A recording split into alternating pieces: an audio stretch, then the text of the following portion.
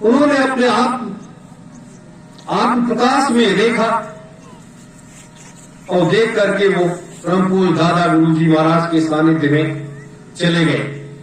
ये इसलिए तमाम रास्ते उन्होंने तय किया कि हमारे जब धर्म ग्रंथ लिखे जाए तो उसमें ये हो कि हाँ इतने रास्ते तय करने के बाद, क्योंकि वो खुलासा ना हो पाए कि ये सतलोक से आए हुए वही अनामी महाप्रभु हैं, उसको छिपाने के लिए इन्होंने ये रास्ता तय किया।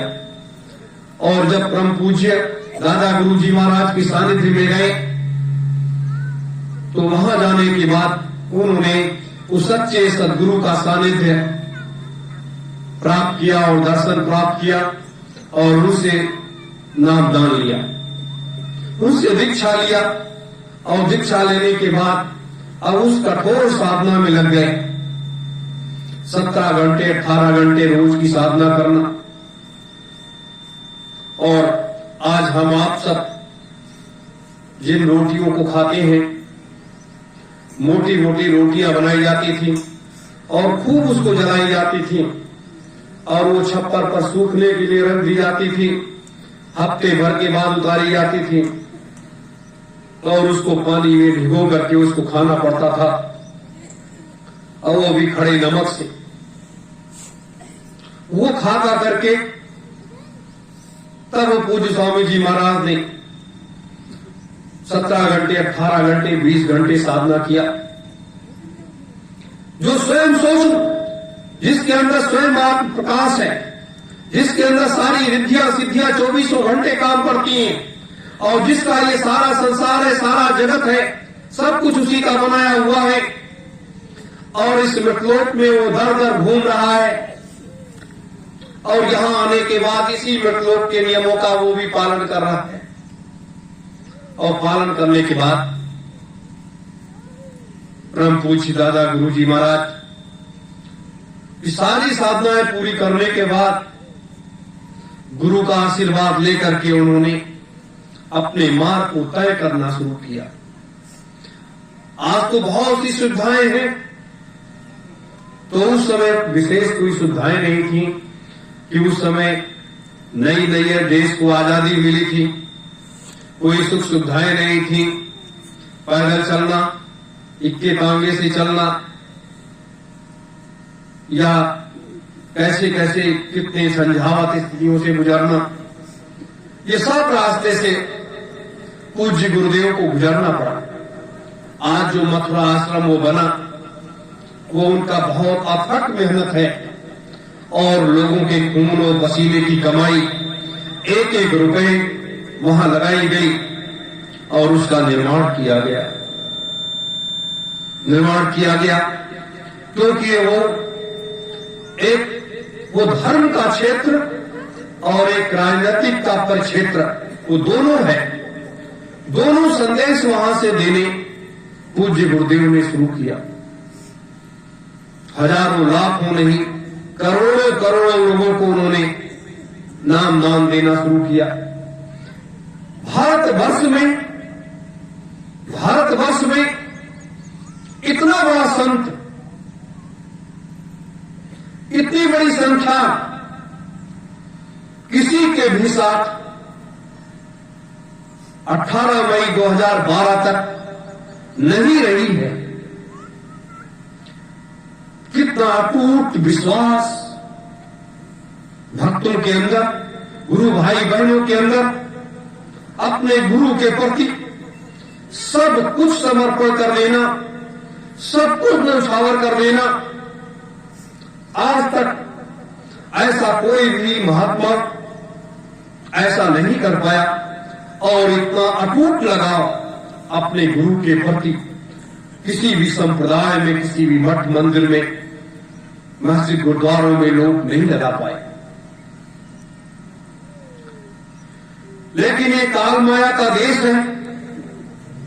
बहुत से महात्माओं ने बताया कि ये तो निरंजन का देश है और तमाम महात्मा लोग भी निरंजन की माया के जाल में फंस गए, निरंजन ने सबको फंसा लिया। इस तरीके से महात्माओं ने अपने अपने व्याख्यान में दिया। स्वामी जी महाराज ने जब पहले तो मार्केटिंग किया जाता था, उसके अंदर 10, 20, 50, 100 जो लोग नामदान लेना चाहते थे उनको बैठाला जाता था और उनको नामदान दिया जाता था। उनको नामदान दिया जाता था, लोग नामदान लेते थे। धीरे धीरे जैसे जैसे संख्या बढ़ने लगी, बृहद रूप धारण करने लगा, तो मंच से स्वामी जी महाराज उठाने लगे, वो नामदान मंच से देने लगे। आज बहुत से संत मत में बहुत जगहों पर लोग के बारे में कहते हैं, लेकिन स्वामी जी महाराज ने जो पहला नाम दिया, वो पहला नाम निरंजन भगवान का ही दिया। 5 नामों में पहला नाम ओम नहीं है, जबकि सनातन हिंदू धर्म का सारा कार्य जो है वो ओम से शुरू होता है। लेकिन पहले निरंजन का नाम दिया स्वामी जी महाराज ने, उसके बाद ओम का दिया।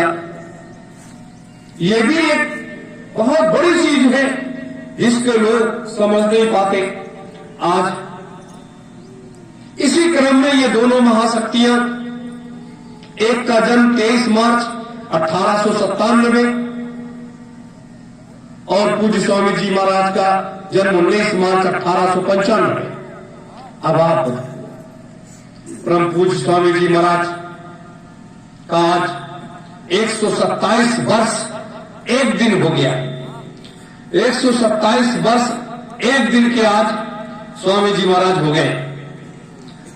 अब बहुत से लोग ये कहेंगे कि 127 वर्ष का व्यक्ति क्या इस मृतलोक में जिंदा रह सकता है? क्या इस हाड़ मांस का शरीर उसका सुरक्षित रह सकता है? ये लोगों की एक परिकल्पना है। और वही लोग कहते हैं जिनको आध्यात्मिक ज्ञान नहीं है, जिनको आध्यात्मिक ज्ञान नहीं है। मैंने हमेशा कहा, महात्माओं के श्वासों की पूंजी नहीं होती है। महात्माओं के श्वासों की पूंजी का निर्धारण नहीं किया जाता है,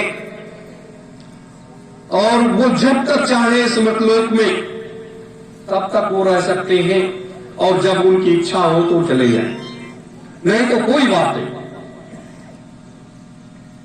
इसलिए सबसे पहले लोगों को यही जानना चाहिए। और रही बात कि ये हाड़ मांस का शरीर ये जर्जर क्यों होता है, कमजोर क्यों होता है,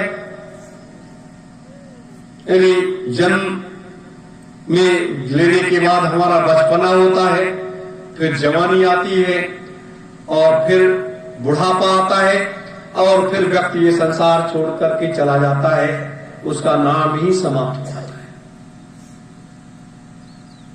लेकिन ऐसा नहीं। जिसकी सब कुछ बनाई हुई सारी व्यवस्था है, वो इतनी जल्दी यहां से क्यों चला जाएगा? किस लिए चला जाएगा? अभी तो सतयुग, त्रेता, द्वापर, कलयुग के इतने युगों के तमाम संत महात्मा, तमाम ऐसी शक्तियां आज भी उसी हाड़ मांस के शरीर से मौजूद हैं, जो आने वाले समय में चौथे महायज्ञ में उनका अवतरण होगा, तब उनको मुक्ति मिलेगी, तब उनको मुक्ति मिलेगी। वैसे नहीं।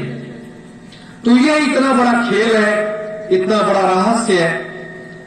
हम आप बड़े भाग्यशाली हैं, बहुत भाग्यशाली हैं। अपने पिता के साथ में काम करने का मौका मिला है, काम करने का मौका मिला है। ये मौका सबको नहीं मिलता है, ये मौका सबको नहीं मिलता है। आप सोचो कि ये सबको मिल जाए, सबको नहीं मिलता है। जो इसके पात्र होते हैं उन्हीं को यह मौका मिलता है। मेरे धर्म प्रेमी गुरु भाई बहनों, ये हम आप अपने दिमाग से निकाल दें। बहुत से लोग कहते हैं कि स्वामी जी महाराज का जन्म तो खतौरा में हुआ, चरण सिंह के गांव में हुआ, वो उनके मामी मामा लगते थे। तमाम रिश्ते जोड़ते थे लोग। ये महात्माओं का खेल है। जब तक